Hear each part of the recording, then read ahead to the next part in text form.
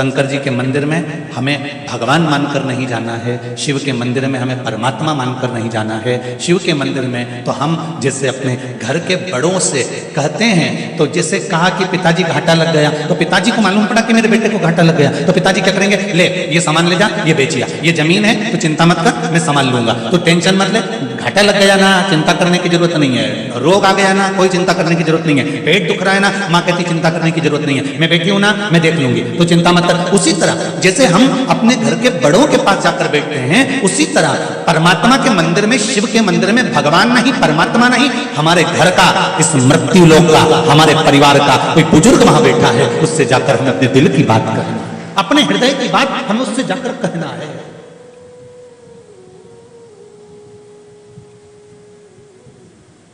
और जब दिल की बात आप उससे जाकर कह दोगे, अपने हृदय की बात जब आप उससे जाकर कह दोगे, तो ये सत्य है, ये आनंद है कि शिव सुनेगा।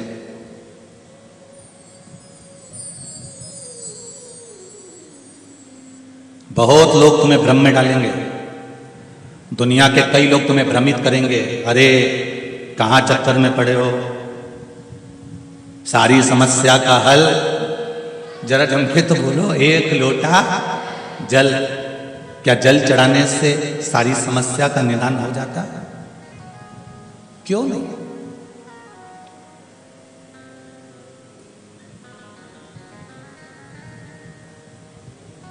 मरने वाले व्यक्ति को गंगा जल क्यों पिलाया जाता है? बोलो रे हैदराबाद वाला,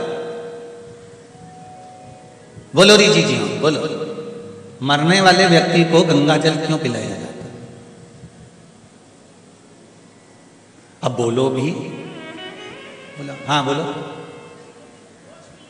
देव रे जरा माइक दो, पूछा थोड़ी इनकी भी सुन लें, अब हैदराबाद आए हैं तो इनकी भाषा में भी तो सुने।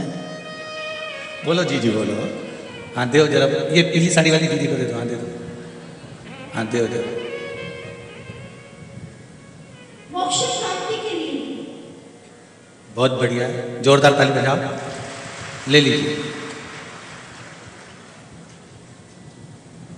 अब अपने को कैसे मालूम कि मोक्ष मिल गया?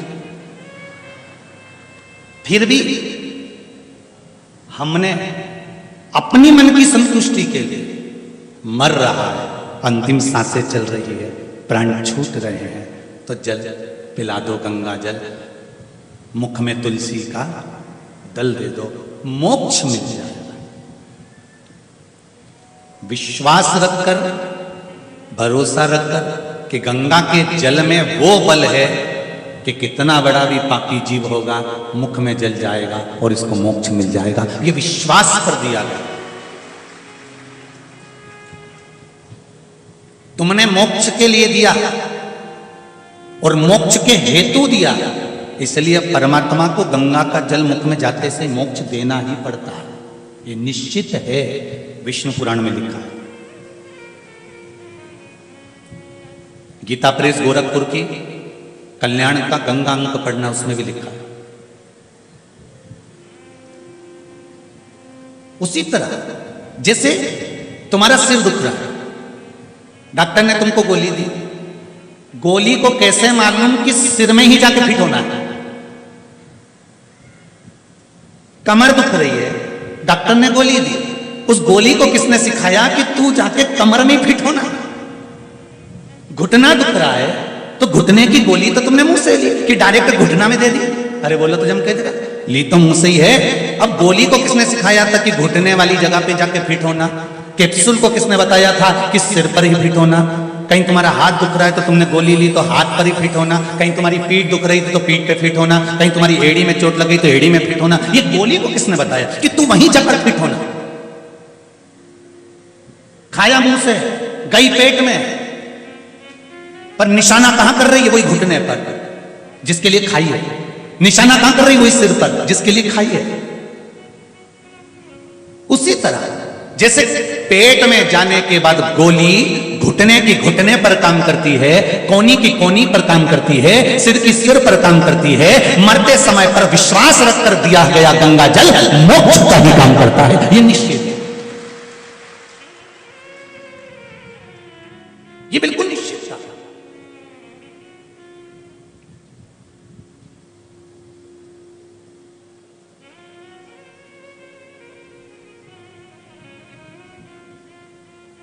विश्वास सब पर करो, मना नहीं है।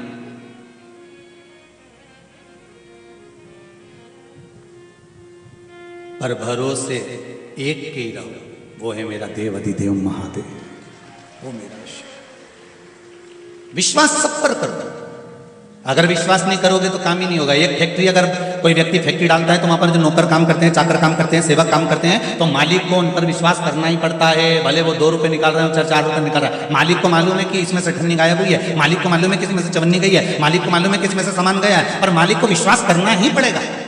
काम कौन करेगा? नहीं, विश्वास रखकर चलना पड़ता है। उसी तरह विश्वास सब पर करो, पर भरोसा उस शंकर पर, मेरे मालिक पर, मेरे देव अधिदेव महादेव पर करना कि भरोसा तुझ पर है। विश्वास में भले सब पर कर लूंगा, पर इतना भरोसा है कि तू मुझे डूबने नहीं देगा, तू मुझे निकाल कर बाहर कर देगा। ये भरोसा है, ये भरोसा।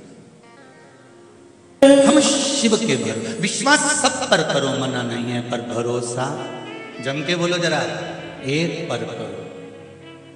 तारेगा भी वो और मारेगा भी वो। कहां भटक लिए? भटकते भटकते भटकते भटकते जीवन हो गया। मंदिर जाओ, खूब जाओ, जल चढ़ाओ, खूब चढ़ाओ, बेलपत्र चढ़ाओ, चावल चढ़ाओ, प्रणाम करो, पर निवेदन केवल इतना सा है कि वायर का कनेक्शन सही जोड़ना। सही जुड़ेगा तो सही मिलेगा।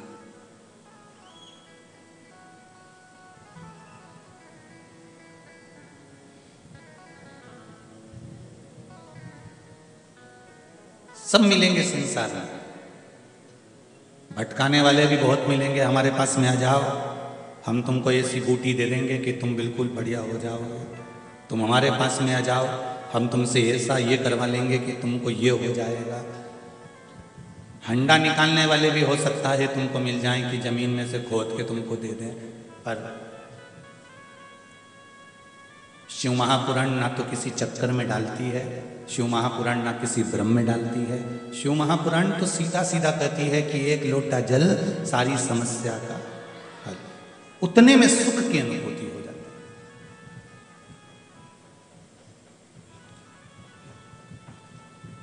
बस विश्वास रखकर जो किया जाएगा वो श्रेष्ठ होगा। कल कथा में अपन ने श्रवण करा था, इंद्रदेव ने विश्वरूपा जी का वध कर दिया था और विश्वरूपा जी का सिर काट दिया था, और ब्राह्मण हत्या माथे चढ़ गई थी, तो 4 स्थान पर ब्राह्मण हत्या को बांट दिया गया था। पहला पृथ्वी को बंजर भाग, वृक्ष में गोंद, दूसरा जल को, जल के ऊपर फैन, तीसरा अग्नि को, अग्नि के ऊपर नीली लपट, चौथे नंबर पर स्त्री को रजस्वला होना, यह ब्राह्मण हत्या का अंश दे दिया गया था।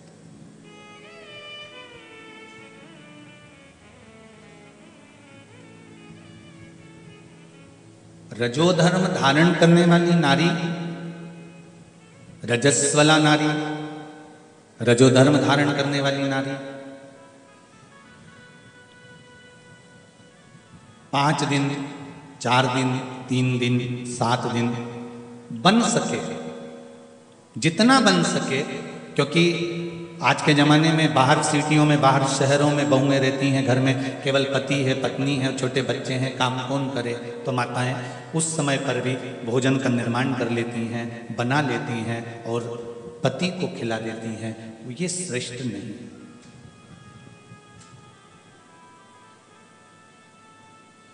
रजोधर्म के समय पर, जिस समय पर ब्राह्मण हत्या लगी हुई होती है, ब्राह्मण हत्या का समय होता है, ब्राह्मण हत्या का उस समय पर रजोधर्म का समय होता है, उस समय प्रयास करें कि भगवान की जो पूजन हम कर रहे होते हैं, भोजन का निर्माण हम कर रहे होते हैं, वो हम ना करें। 2 दिन, 3 दिन, जितना मान सकते हो इस कली काल में उतना तो मानो। 5 दिन, 3 दिन, 4 दिन, जैसा मान सकते हो उतना मानो। हम कह भी देंगे कि 7 दिन तक तुम पूजन मत करो या 7 दिन भोजन नहीं बनाओ, तो क्या तुम नहीं बनाओगे? हम कहने को कुछ भी कर दें, तो जितना मान सकते हो, ये आपकी रुचि के अनुसार आपको दिल से सोचना है कि हम सही कर रहे हैं उस समय पर हमें भोजन का निर्माण करना चाहिए क्या? नहीं, ये आपका दिल कहना चाहिए, आपका हृदय कहना चाहिए। अब एक प्रश्न आता है, पशुपतिनाथ का व्रत करने वाली माताएं जब पशुपतिनाथ का व्रत करती हैं तो बीच में रजोधर्म का समय आ जाता है। उस समय पर पशुपति व्रत करना चाहिए कि नहीं करना चाहिए? शिव महापुराण की कथा कहती है, और पहले भी आपको कहा, शंकर जी के मंदिर नहीं जाओगे, दिए नहीं लगाओगे, प्रसाद के 3 हिस्से नहीं करोगे, और उस दिन शंकर के मंदिर में जाकर पूजन नहीं करोगे। हाँ, व्रत रखना पड़ेगा। एक समय भोजन जो आप करते आए हो, ये हो सकता है कि शाम का भोजन तुम सुबह कर सकते हो, पर नियम उसका क्रम ना टूटे, इसलिए व्रत रखना जरूरी होता है, उसमें पूजन नहीं। अब एक प्रश्न और खड़ा हो जाता है, शायद कल के उस पृष्ठ पर होगा, ध्यान नहीं आ रहा है, कि रजोधर्म के समय पर नारी स्त्री भगवान का नाम ले कि ना ले, और रजोधर्म के समय पर एकादशी पड़ जाती है, कभी तीज पड़ जाती है, कभी चतुर्थी पड़ जाती है, कभी कोई बड़ा त्योहार पड़ जाता है जिसमें व्रत करना स्त्री को बहुत जरूरी होता है, तो वो व्रत करे कि ना करे। अगर उमा संहिता को देखा जाए तो उमा संहिता को अगर हम पढ़ते हैं तो उसके अंतर्गत आपको अगर वर्णन मिलेगा तो उसमें ये लिखा हुआ है कि नारी का रजोधर्म के समय पर यदि कोई व्रत पड़ता है और उस व्रत का उपवास करना जरूरी होता है तो नारी उस व्रत को कर सकती है। इसका फल मिलेगा कि नहीं मिलेगा? फल प्राप्त होगा कि नहीं होगा? पूजन नहीं करेगी, मंदिर नहीं जाएगी, पूजन के उस मंडप में नहीं बैठेगी,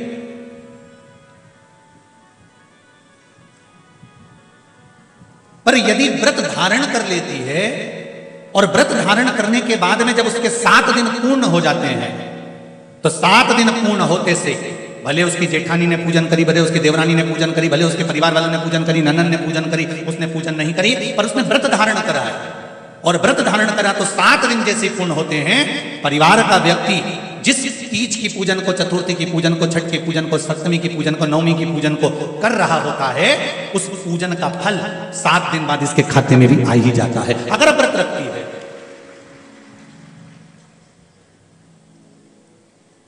एक यहां हैदराबाद में व्रत होते कि नहीं होते, एक सहज भाषा में लो, छोटी तीज बड़ी तीज का व्रत यहां करती है माताएं, करती है ना। अब छोटी तीज बड़ी तीज का व्रत आ गया और उसमें बीच में किसी नारी का रजोधर्म आ गया तो वो व्रत करेगी कि नहीं करेगी? जम के बोले करेगी ना व्रत।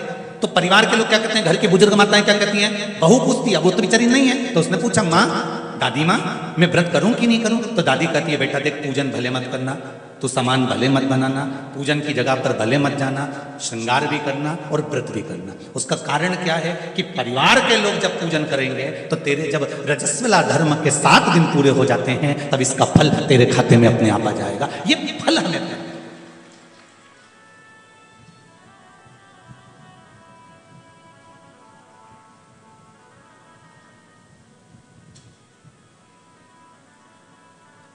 और सरल भाषा में समझ लो जी, तुम्हारा खाता किसी दूसरे बैंक में है, चेक तुमने दे दिया सामने वाले व्यक्ति को, उसने ले जाकर चेक दूसरे बैंक में लगाया, पैसा मिलेगा कि नहीं मिलेगा उसका? अरे बोलो जम के जरा, मिलेगा ना, पैसा तो प्राप्त होगा उसको। उसी तरह परिवार का व्यक्ति अगर पूजन कर रहा है, अर्चना कर रहा है, आराधना कर रहा है, साधना कर रहा है, आप अपना नियम धर्म को धारण करो, आप उस नियम से चलो, उसका फल मिलेगा।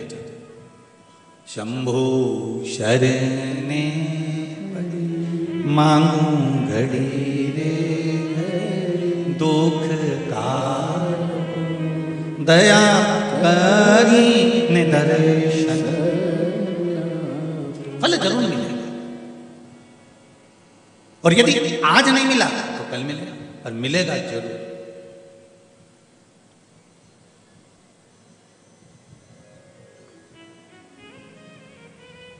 जैसे नवग्रह में बुध देव, कौन सा ग्रह? जम के बोलो जरा, बुध ग्रह। कौन सा ग्रह है? बुध। मंगल के बाद में क्या जाता है? बुध ग्रह। बुध ग्रह की धर्मपत्नी का नाम क्या है? इला देवी। क्या नाम है उनकी पत्नी का? इला देवी। कौन थी है?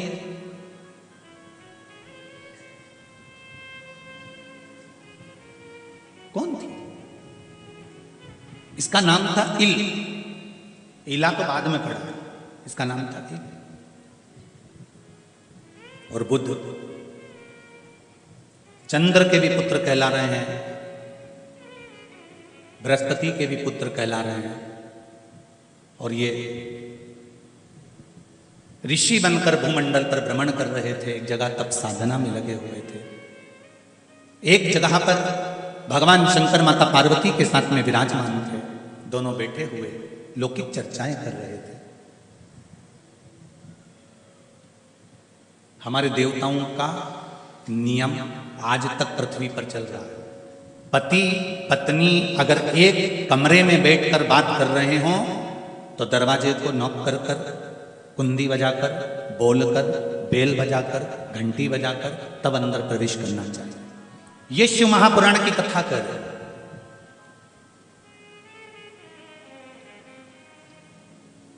शिव पार्वती बैठे हैं, तब साधना में आनंद में इन दोनों की बातें चल रही है।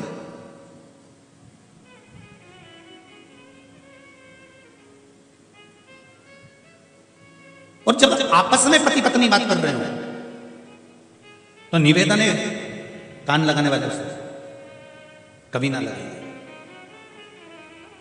एक बार माता पार्वती जी अपनी सहेली से बात कर रही थी और गंगा भी शंकर जी की आराधना करती थी और माता पार्वती भी शंकर जी की आराधना करती थी, क्योंकि देव ऋषि नारद ने कहा था यदि पार्वती शंकर जी का भजन करे तो पार्वती का पति भगवान शिव बन सकते हैं। पार्वती शंकर की आराधना में लग गई तो हिमालय राज की बड़ी बेटी गंगा ने भी सोच लिया कि मैं भी शंकर की आराधना करूंगी, शंकर को अपना पति बनाऊंगी।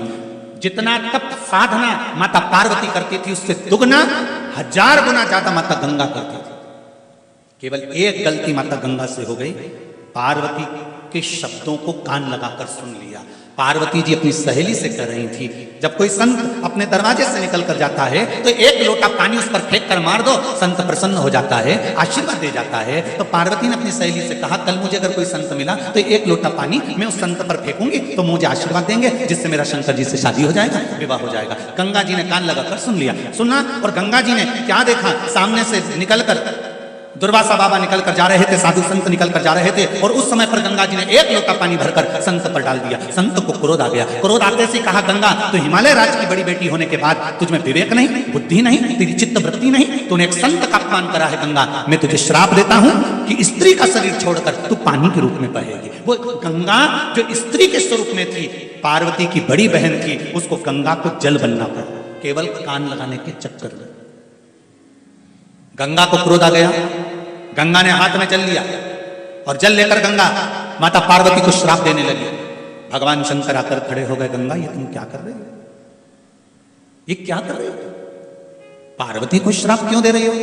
पार्वती ने कहा था संत पर एक लोटा पानी डाल दो तो संत प्रसन्न हो जाते हैं। शिव जी ने कहा गंगा पार्वती ने तुमसे कहा था? नहीं, मैंने तो कान लगाकर सुना था। शिव जी बोले गंगा जब कोई बात कर रहा हो उसकी बात को कभी कान लगाकर मत सुनना, हो सकता है वो तुम्हारे जिंदगी को नष्ट करने का कारण बन सकता है। चुगली करने वाला और चुगली सुनने वाला दोनों में महापापी कौन होता है? जम के बोलो जरा, कौन होता है? सुनने वाला महापापी होता है।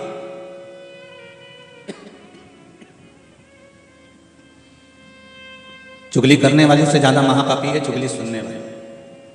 जरा सी चुगली भगवान विष्णु ने सुन ली थी और उनका सिर कट के घोड़े का मुंह लगना पड़ा था। जरा सी चुगली सुनी थी, केवल जरा सी। कौन सा अवतार था? हयग्रीव अवतार। चुगली सुनने के चक्कर में जरा सी चुगली भगवान विष्णु ने सुनी और उनको घोड़े का मुंह लगा, हयग्रीव अवतार हुआ। जरा सी चुगली माता लक्ष्मी ने सुनी और उनको घोड़ी बनना पड़ा, अश्विनी बनना पड़ा। माता लक्ष्मी को भी घोड़ी का रूप धरना पड़ा जरा सी चुगली के चक्कर में।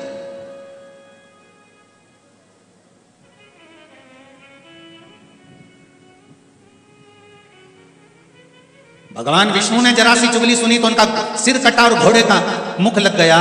माता लक्ष्मी ने जरा सी चुगली सुनी और उनको घोड़ी का रूप लेना पड़ा, और घोड़ी का रूप लेकर पूरी मृत्यु लोक में भ्रमण करना पड़ा। वो तो लक्ष्मी जी की बुद्धि अच्छी थी, तो माता लक्ष्मी जी ने भगवान शंकर की आराधना उस घोड़ी के रूप में भी शिव की आराधना कर ली। शंकर के मंदिर जाती थी, शिव के दरवाजे पर जाकर खड़ी हो जाती थी, शंकर की चौखट पर जाकर खड़ी हो जाती थी। शंकर की कृपा हो गई। पूछ लिया, लक्ष्मी तुम और घोड़ी के रूप में, अश्विनी के रूप में?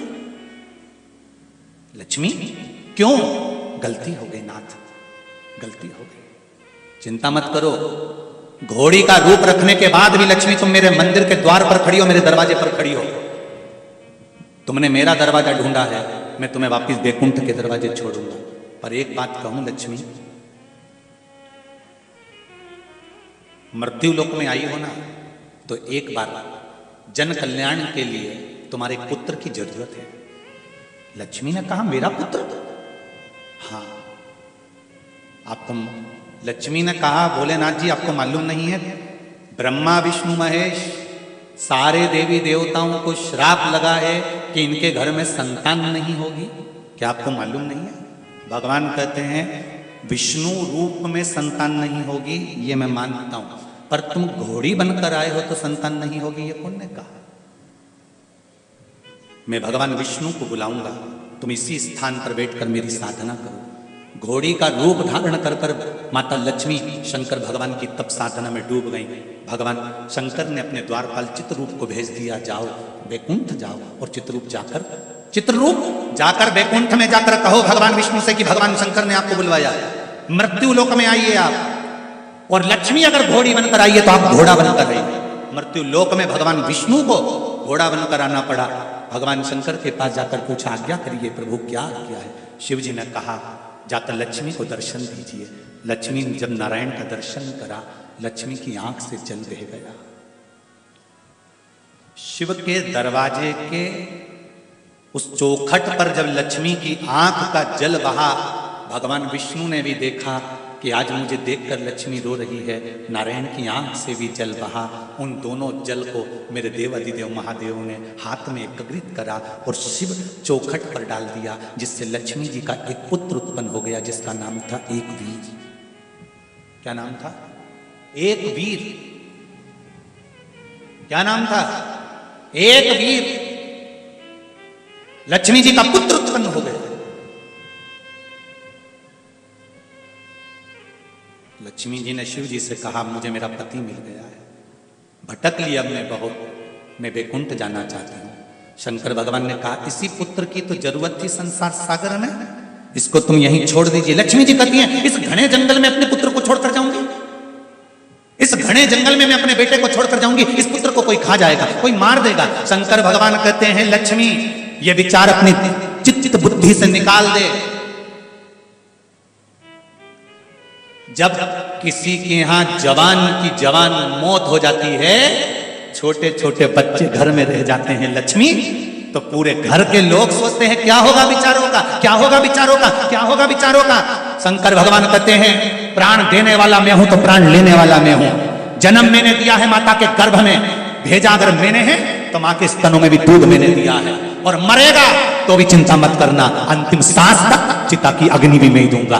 टेंशन काहे का? अगर पिता छोड़कर चले गया किसी बच्चे को, मां छोड़कर चली गई किसी बच्चे को, कोई बच्चा अगर अनाथ हो गया, कोई बच्चे का कोई नहीं है, शंकर कहते हैं, दुनिया के लोग कहते हैं कि इसका कोई नहीं है, शिव कहते हैं, रुद्राष्टाध्यायी में आता है, नारायणच में, ब्रह्मच, इंद्रच में, हर जगह पर वायु, आकाश, पाताल, जमीन, जल, थल, वायु सब में मैं हूं। तो फिर क्या सोचना? लक्ष्मी, दुनिया के लोग परिवार वाले सोचते हैं अकेला रह गया, इसका क्या होगा, इसका क्या होगा, इसका क्या होगा। चिंता नहीं लक्ष्मी, जन्म मैंने दिया है, कितनी विद्या, कैसा स्वरूप, कितना धन, कितनी दौलत, कितनी संपदा, कब किसी को कहां देना है, ये मुझे मालूम है। आप में भी कई लोग ऐसे बैठे होंगे जिनके पिताजी ने खूब मेहनत करी होगी, एक छोटा सा काम करा होगा, एक छोटी सी व्यवस्था जुटाई होगी, पिताजी ने करते करते करते करते उसको आगे बढ़ाया होगा, दादाजी ने बढ़ाया होगा, बेटा आया होगा, उसके भाग्य का काम चालू हुआ होगा, फिर उसने कुछ करा होगा। ये लक्ष्मी, सुनो मैं एक संवाद तुमको सुनाता हूं। एक सेठ जी के एक नौकर काम करता था,